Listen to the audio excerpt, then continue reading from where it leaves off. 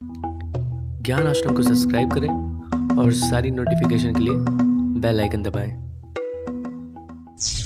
जय हिंद दोस्तों, ज्ञान आश्रम में आप लोग का स्वागत है। आज हिंदी में हम लोग पत्र लेखन और निबंध लेखन के ऊपर बात करने जा रहे हैं कि इनमें क्या याद करें, इनको किस तरह से याद करें, किस तरह से लिखें कि हमारा जो है पूरा मार्क्स मिले, और कौन से निबंध याद करें, कौन से पत्र लेखन को हम याद करें, पढ़ें, समझें, जिससे हमारा पूरा मार्क्स मिले। करते हैं सामान्य हिंदी के ऊपर। इसमें क्या है, तो इसमें सबसे पहले हमारा आता है पत्र लेखन। हम बता रहे हैं कि पत्र में आपको क्या लिखना है।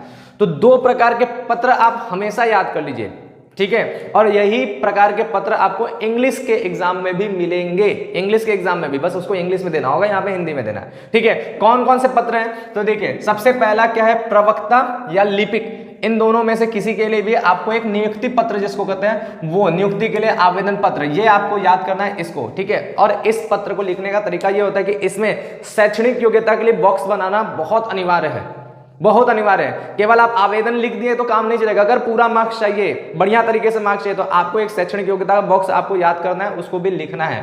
आप उसको भी अपने हिसाब से बना करके लिख सकते हैं। अगर आपके पास नहीं होगा तो हम बार बार बता रहे हैं, हम ज्ञान आश्रम के ऐप में ये सब चीजें स्कैन करके अपलोड कर दें, पीडीएफ के फॉर्मेट में आप लोग उसको देख सकते हैं, ठीक है। इसलिए ऐप डाउनलोड के लिए वहां पर रजिस्टर हो जाए। और दूसरा आपका शिकायती पत्र आता है, ठीक है। इन दोनों में से एक 100% मिलेगा, कोई ताकत नहीं रोक सकता, ठीक है। हिंदी में ये दोनों में से एक आना ही आना है। वो क्या है, शिकायती पत्र, जिसमें आपको या तो अपने अगल बगल की गंदगी की सफाई के लिए या मच्छरों का प्रकोप जो होता है उसके लिए आपको नगर निगम को शिकायत करने वाला पत्र का फॉर्मेट याद कर लेना है, पत्र याद कर लेना है। उस तरह से वो दोनों में से एक पत्र आपका आएगा। नेक्स्ट आता है निबंध। निबंध में हम लोग क्या याद करें, तो निबंध में आपको यहां पर हमने 4 दिया है। ये 4 में से हो सकता है 3 आपके एग्जाम में आ जाए, या चारों के चारों आपके एग्जाम में आ जाए। ऐसा हो ही नहीं सकता कि ना आए, लेकिन फिर भी हम 4 इसलिए दे रहे हैं कि रिस्क ना लें। ये कंफर्म है कि इनमें से कोई ना कोई आएगा ही आएगा, हो सकता है कि चारों ही एग्जाम में आ जाए, ऐसे भी हो सकते हैं, ठीक है। तो कौन कौन से हैं, सबसे पहला है पर्यावरण प्रदूषण, बचपन से याद करते आ रहे हैं, हर बार एग्जाम में मिलता है, तो ये अपना याद करना है। दूसरा आतंकवाद, ये भी आप लोगों ने कई बार पढ़ा है, कई बार याद किया, ये भी आपको कर लेना है। तीसरा जनसंख्या वृद्धि, ये भी बहुत इंपॉर्टेंट। और चौथा विज्ञान, वरदान या अभिशाप। ये सारे के सारे आप हमेशा से याद करते आ रहे हैं, हर एग्जाम में याद करते हैं, और यही आपको इस बार भी याद करना है, यही आपको बोर्ड में भी मिलेगा, क्लास 12th में भी मिलने वाला है। अब बात करते हैं कि निबंध लिखते कैसे हैं।